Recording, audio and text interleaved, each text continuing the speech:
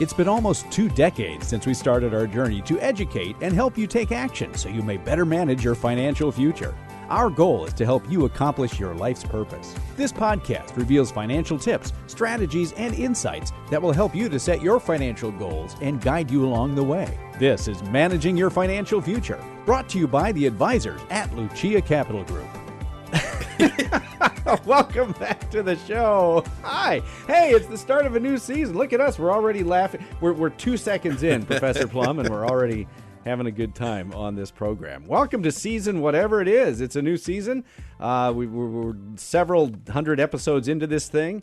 And I'm Johnny Dean, your podcast host. This is Managing Your Financial Future, I think, right? That is what it is. I got it right. And we got more coming up this season. I hate to keep calling it season. I don't know why, but we do these in 12-episode chunks, and this is the first of the 12. So we're back after a couple of weeks off, and got a whole bunch of not just topic ideas, but things that people have asked us about, and questions that people had. So I want to stick with some of these topics and keep them as structured as possible.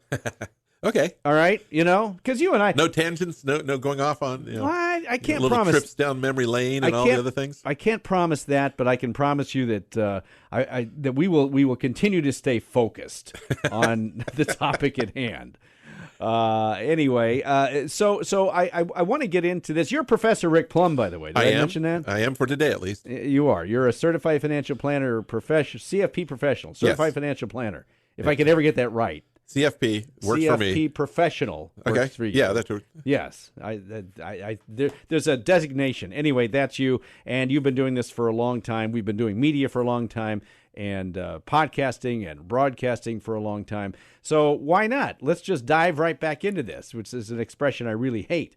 But let's delve into this particular topic. This has to do with something that really speaks to buckets, which shouldn't surprise anybody because this is kind of what we do.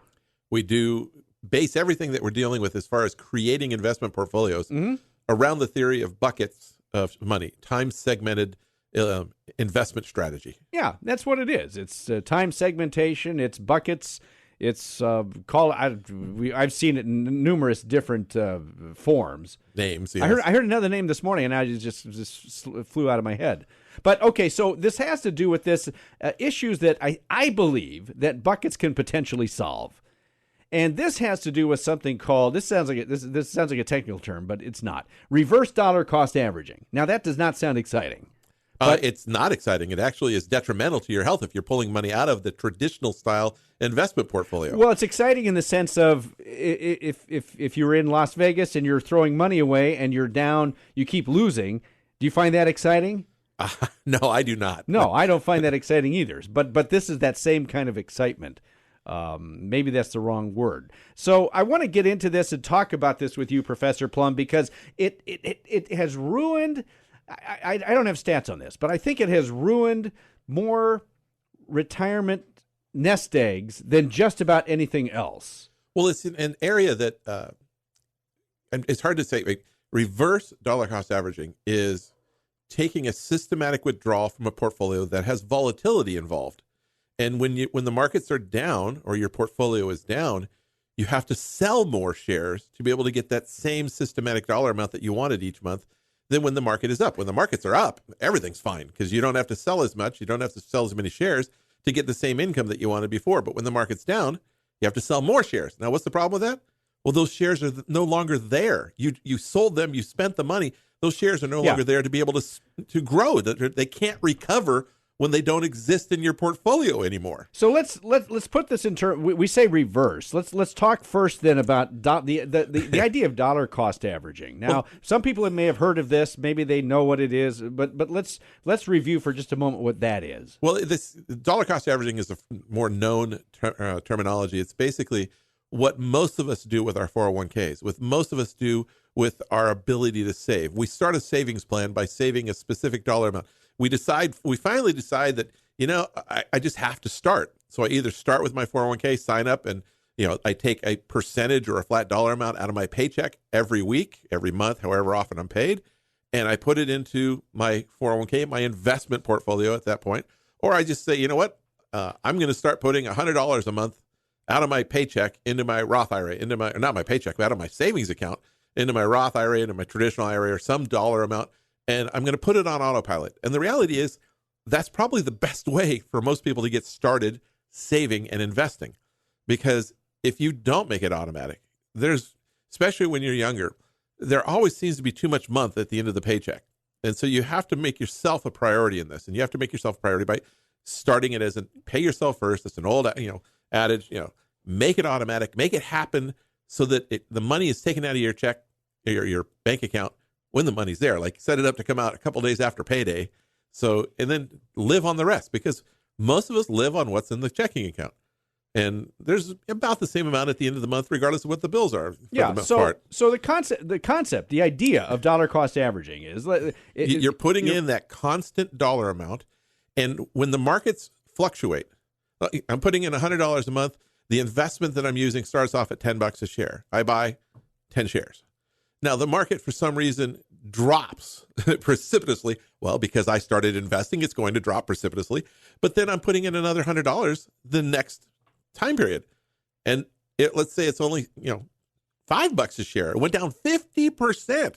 Well, when the market went down, I bought still my $100 worth, but instead of buying 10 shares like I did the previous time, I bought 20 shares. For the same price. It's a sale. Same dollar amount. It's the same total price. And then the market comes back, and the market only came back to even. Now it's back at $10 a share.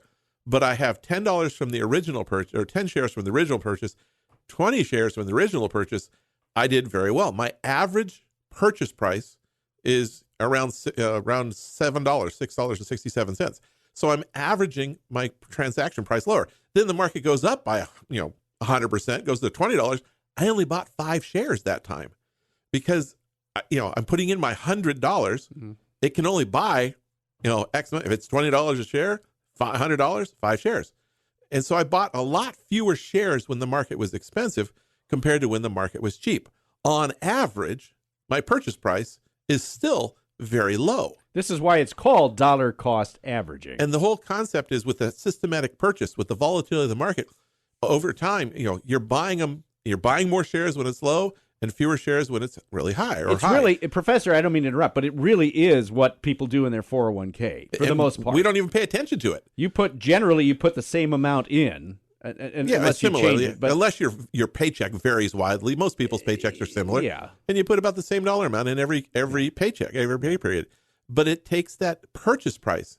And without us having to pick and choose when to buy, without us trying to find the bottom of the market and then doing less when the market's high, and going and doing what's actually good for us, we're buying when it's lower and not when it's higher. Typically, though, when people have money on the sidelines and they're picking and choosing when to buy, when it's not systematic, they want to buy when the market's on fire. When it goes from that $10, it went up to $15. It's on fire. Buy more. And they're buying more when it's high.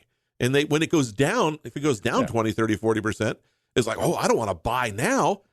This is why building a portfolio, that dollar cost averaging, that systematic investing works very well for you, because you end up doing things that go against your emotions and actually help your overall investment picture. Yeah, it works especially well when the markets are down because stocks are on sale and you're getting more shares. And when the markets recover, you're going to have more shares at work for you. Right, and grow. So that's dollar cost. And most people don't have a big lump sum to say, how am I going to take this $1 million that I just got out of the thin air and invest it into the market? Now, some people, if that happens, they win the lottery, they get an inheritance, they may want to dollar cost average in, because it's kind of like putting your big toe in, then your foot, and then getting into the market slowly so you don't be 100% wrong and get in right when the market crashes. But most people build their portfolio through systematic savings. It's just the way we work. All right. So the reverse of that, if dollar cost averaging is good, and generally it is, it helps over time. Now, it is not a guarantee of a positive return, but it sure helps. So doing the reverse of that is taking money out the same dollar amount every single time. With dollar cost averaging, it's a systematic buy-in to the portfolio. With reverse dollar cost averaging, it's a systematic distribution from the portfolio. Why is that? Well, why can that potentially be? The same physics, metrics, whatever you want to call it, work here. what happens is that transaction price, when the portfolio is lower, you have to sell more shares to be able to create the dollar amount that you've required to be brought out. And when the market's high, you don't sell as many. But it averages your transaction price to a lower number. And averaging your transaction price on the buy side, dollar cost averaging, is good. Averaging your transaction on a sale, most people don't need help making sales at a lower price. We need help making sales at higher prices. And what it does, though, is it creates a lower average sale price than otherwise would have been had. So you're selling low. You're selling low, and those shares never can recover because they're gone. And so we see this, though. The easy way to build a portfolio, and the way that works, is systematic investing. We forget about it, we build it, and then we change the allocation as we're getting closer to our distribution phase, whatever that distribution phase is, whether it's retirement, whether it's funding college education or education in general, or some other goal. As we get closer to the goal date, we take our portfolio from being very aggressive and handling the volatility, and we make it less aggressive, more balanced, maybe more safe in some ways. And so what happens, though, is we still leave it in that diversified, balanced portfolio where it's a combination of stocks, bonds. The target date fund issue, where we pick a target date that says I'm going to retire at 2030, and as I get closer to that 2030 target date, the portfolio goes from being 85-90% in stocks and 10-15% in bonds to a more 50-50-ish, to a 60-40 type split between stocks and bonds. That sounds all well and good, but what happens if we have a year like, 2022, where everything took it on the chin, bonds and stocks got killed, and my target date, there's still volatility there. And so if I were retiring late 2021 into 2022, I'm selling at a time where the market is going down, and I'm pulling money out of the portfolio at a lower price than it was last week, last month, last year. And so I'm not doing myself any favors. And studies have shown if you have a couple of negative years in the first 10 years, it's all about what happens in the early years of your distribution plan. When you start taking money out of a portfolio, if you have a couple of down years in those first 5 or 10 years, you have a very negative effect on the longevity of your portfolio. On the other hand, if you don't have any negative years, almost any strategy works. But can you promise me that there's not going to be any more negative years over the next 5 to 10 years? So stocks are going to always go up from here till eternity? Well, not just stocks and bonds. Well, stocks and bonds. For bonds to go up, you would need more interest rate cuts. Right, and we'll see what happens. More? We haven't had any for a while. We've had interest rate increases. We had them for a number of years, but we would need to see them again. But I've looked back at all the statistics. Even years that have good annual positive returns on balanced funds and stock funds, whatever the case may be, at some point during that year, there's usually a down period where there'll only be a month or two. But if you're taking money out on a monthly basis to pay your bills in retirement or whatever the case may be, you're selling at a loss. Well, then why, Professor Plum, do I see so many different portfolio strategies that essentially do the same thing, which is, well, you've got a 60-40 mix of stocks and bonds. You need, let's just say you have $1 million to make it easy. We're going to follow the 4% rule, and we're going to give you $40,000 a year. So we're going to take this $40,000 a year out of this 50-50 stock and bond portfolio. So half will come from bonds, half will come from stocks, and we will distribute to you your $40,000 every year. And then we'll rebalance the portfolio back to the original 60-40. Right. But now I've got $40,000 less working for me. But let's say markets go down and my $1 million is only worth $800,000, and I'm still taking $40,000 out because that's what I need to pay my bills. Why do so many portfolios do it that way? Well, it's destructive. Well, my personal opinion is because it's easy and it's no dramatic change to what we've been doing over the years. We've been systematically putting money in. We're making you safer. Let's just continue with that systematic. Everybody wants to stay in balance. All the studies, the 4% rule was based on a balanced portfolio. A lot of the distribution, studies have been done based on this Monte Carlo simulations of a diversified, because diversification is always good. And I'm not poo-pooing diversification. I'm just saying it doesn't cure all that ails a retirement distribution plan. So it's easy. And with today, the computer, with everything that's going on, I can set a portfolio up to auto rebalance and have everything done on automatic pilot and be and not even think about it and not even worry about it. But really, you're not going to worry about it until such time as you see the market go down. Now, what happens is, in many cases, the down markets, we can overcome those. I mean, maybe the next year recovers. I don't know for sure what's going to happen on those. But what happens more likely, though, is that people become afraid. The investor becomes afraid when the markets drop like they did in 2000, like they did in 2008, like they did in 2022. Pick a year. I mean, this isn't that unusual of an occurrence. No. That goes down from time, even in years where the markets are positive. Remember 87? That for the year, the market was positive for that year. It was just the latter part of the year that kind of stunk up the whole world. August, I think, October. October specifically. Yes. Yeah. Not the best of times. No. So even in good years, there are bad days and there's times. So it's just a matter of you have to have something that is bigger than your ability to predict that emotional impact. It frightens people, especially when they're living on their portfolio. And what they do is they make matters worse. They take that 60-40 portfolio that at least has some chance of recovery, and they're down 20%, and they've taken their 40,000 out, so they're down 24% or whatever the number is. And they say, I can't handle it. I'm going to stop spending, assuming I have the flexibility to stop spending, or I'm going to move my money to pure safety.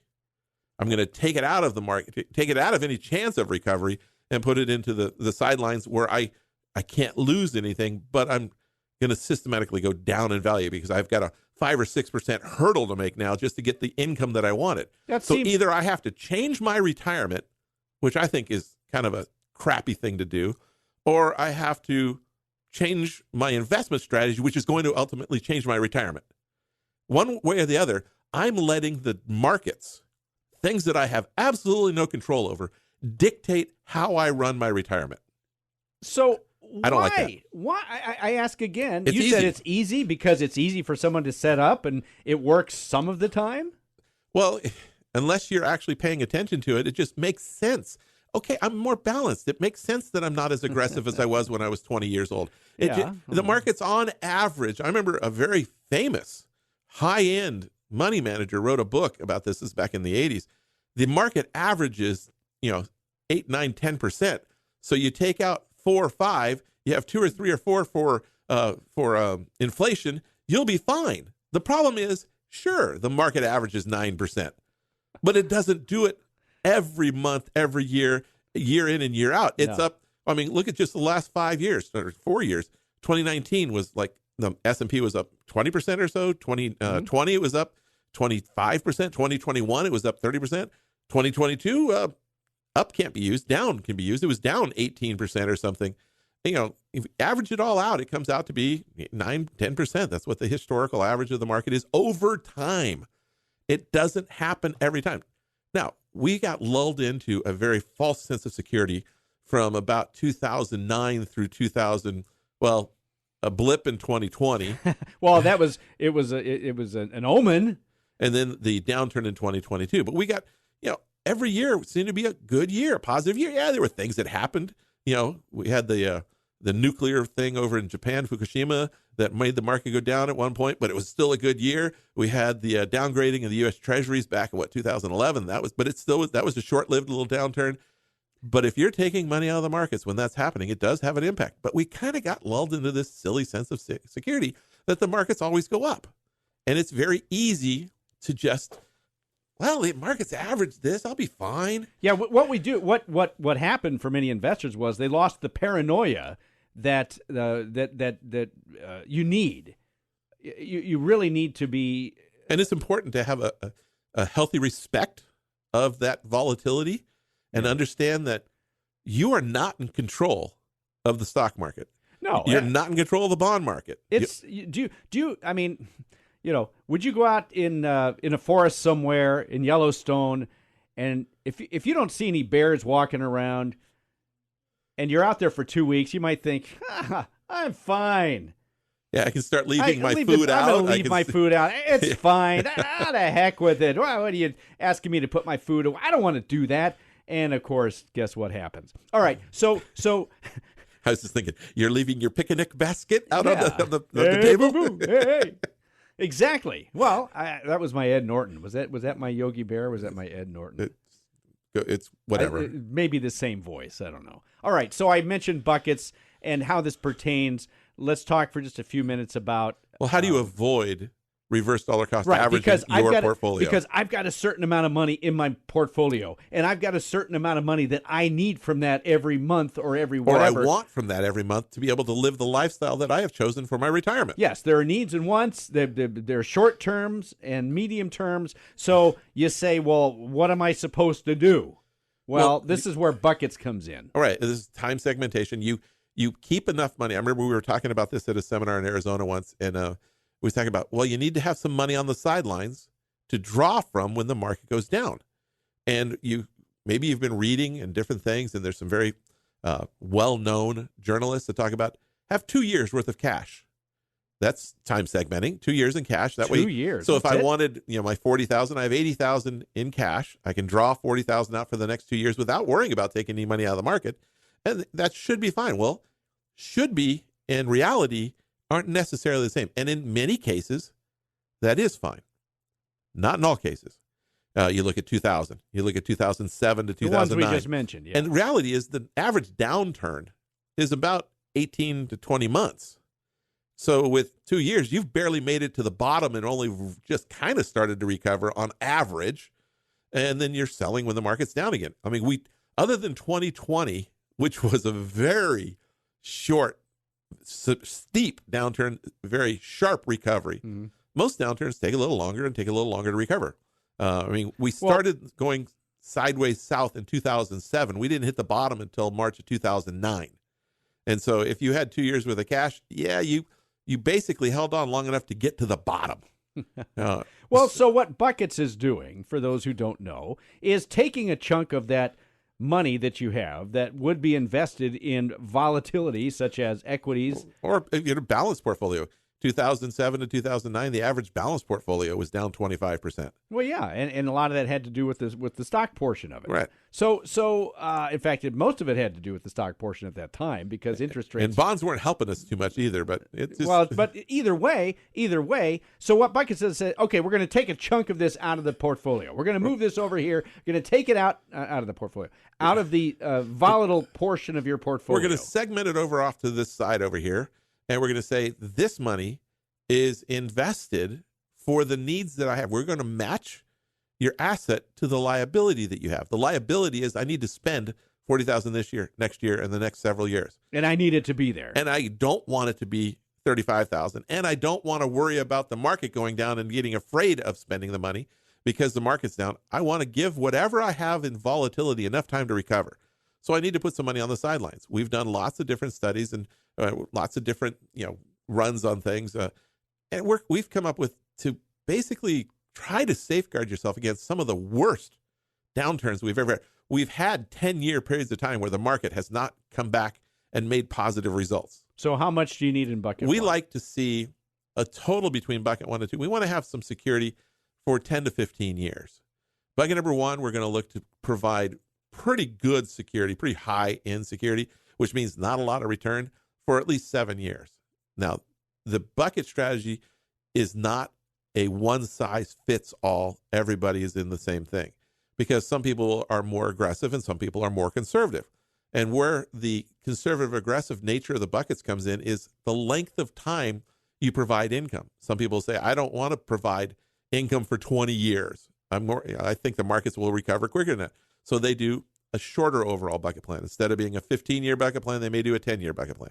And some people say, I'm 65. I want to make sure that I don't have to think about it for 20 years if I make it that long. And so they become more conservative. But the idea is to put enough money. Now, the nice thing is if, let's say I'm putting some money into the bank or into laddered treasuries right now, laddered bonds that we can do, or something that's safe, fixed annuities for part of this. There's lots of things that can work for bucket number 1. You ladder it out where you have very little, if not any risk, no risk at all there, but you're not earning a huge rate of return. Well, the good news with that is that over a relatively short period of time, the higher returns, the higher potential returns of the market haven't had a chance to really compound and really take off over the time. So you're not missing out on the compounding too much because you're spending the money anyway. All right. So how does this then this particular way of doing things, how does this prevent this whole idea of reverse dollar cost averaging that we were talking about? I'm not selling anything when it's down. That's pure and simple. I don't have to worry about selling more assets when they're down to create the cash flow that I want. So you're letting your portfolio just basically ride in the on the equity side. I'm identifying when it's going down. I'm identifying how much money should be in the different buckets, and by doing that, I've identified how much money I can put in stocks. I've identified how much money I can actually afford to take risk, volatility, negative volatility with. And so I know that because nobody can predict when the market's going to crash, and nobody can predict what the bottom or the top is and when it's going to recover. We just know that over time, it always has. And so we have to give it that time. And so we set it up so that we have a long enough time horizon to leave that money alone so we don't, in theory, ever have to sell it when it's down. Now, I'm not saying that this is a promise that over the next 15 years, the market will always recover. So far, we've always have, but who knows what the future holds. But if we have a period of time where the market doesn't recover over 15 years, the balanced portfolio is going to work even worse. It's going to be even less effective. And we've seen this with lots of different studies where balanced, systematic, reverse dollar cost averaging can get decimated if you happen to have a poor sequence of returns over the first 5 to 10 years of your retirement. Well, I mean, to me, reverse dollar cost averaging is like you're in a plane and you're in a dive, and so you rev the engines more, so your dive goes even faster.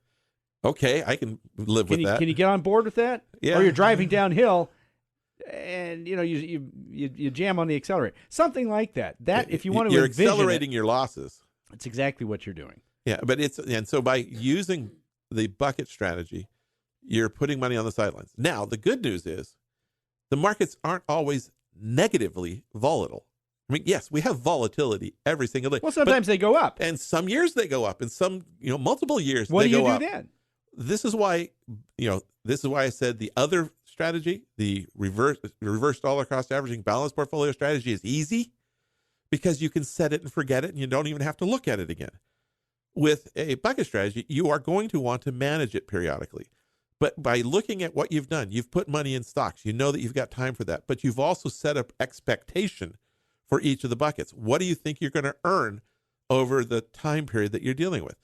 With stocks, you might say, I have an expectation they're going to earn 9%, or pick a number, 7%, 8%, 10%. Well, now you have a barometer. And you know that if the markets are down and haven't done what you expected, you don't have to do anything. Leave it alone. But if the markets are like they were in 2019, 2020, 2021. 21 especially. Where it was up 20% or better in each of those 3 years. The idea of monitoring and managing your buckets is to say, you know what? You're up 40% over the 60, 70% over the last 3 years, and you expect it to be up less than 30%. You have a significant outperformance in that period of time. What you should be doing, which is probably opposite of what a lot of people would be doing, is selling some of it when it's high. I'm not saying that's the high point, but sell some of it when you're doing better than expected. You value average the overall portfolio. You say, look, I expected 10, I got 20 a year.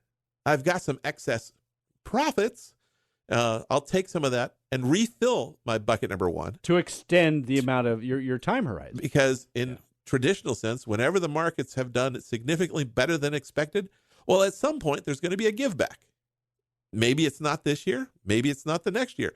But at some point, it's going to give some back. And do you want to be fully invested, or do you want to have some money on the sidelines? And so by monitoring it, you can take some of that, extend your bucket around, or just create some dry powder so that when the markets do crash, and they do go down from time to time, you have money to put into it. You realize, you're forcing yourself into selling high.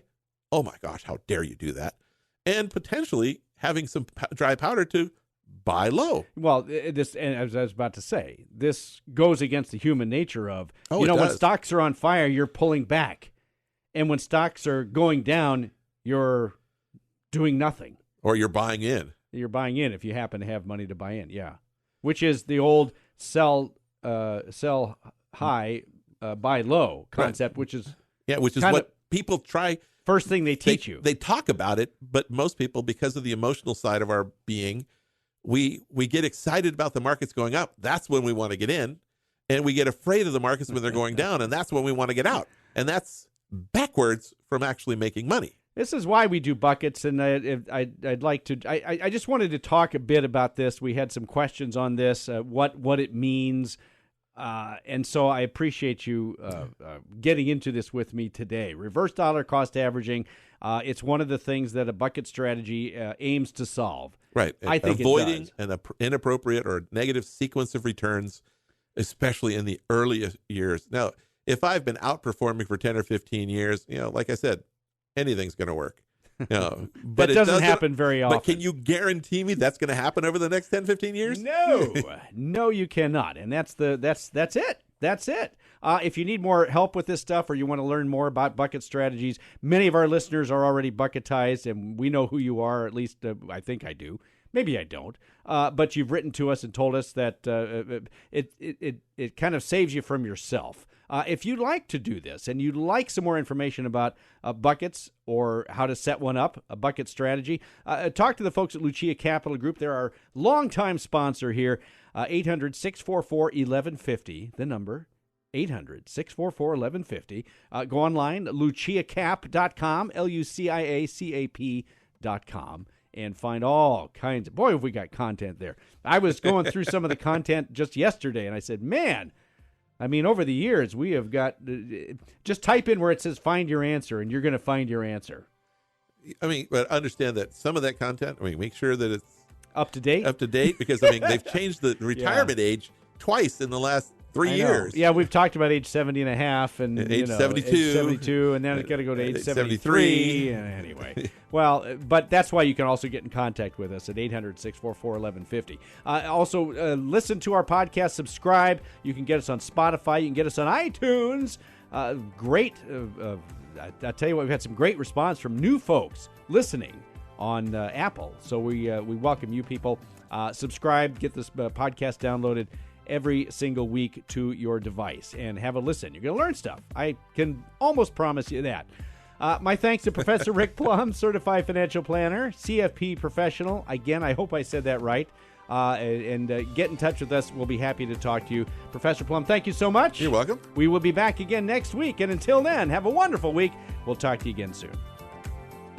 The information provided should not be considered specific tax, legal, or investment advice and is not specific to any individual's personal circumstances. Each taxpayer should seek independent advice from a tax professional based on his or her individual circumstances. Different types of investments and/or investment strategies involve varying levels of risk, and there can be no assurance that any specific investment or investment strategy will be profitable for a client's or prospective client's portfolio. Thus, investments may result in a loss of principal. Accordingly, no client or prospective client should assume that the information presented serves as the receipt of or a substitute for personalized advice from Lucia Capital Group or from any other investment professional. You should always seek counsel of the appropriate advisor prior to making any investment decision. All investments are subject to risk, including the loss of principal. This material is gathered from sources believed to be reliable. However, its accuracy cannot be guaranteed. The information contained herein does not constitute an offer to sell or a solicitation of an offer to buy securities. Investment products described herein may not be offered for sale in any state or jurisdiction in which such an offer, solicitation, or sale would be unlawful or prohibited by the specific offering documentation. Examples cited are hypothetical, are for illustrative purposes only, are not guaranteed, and subject to potential federal and state law amendments.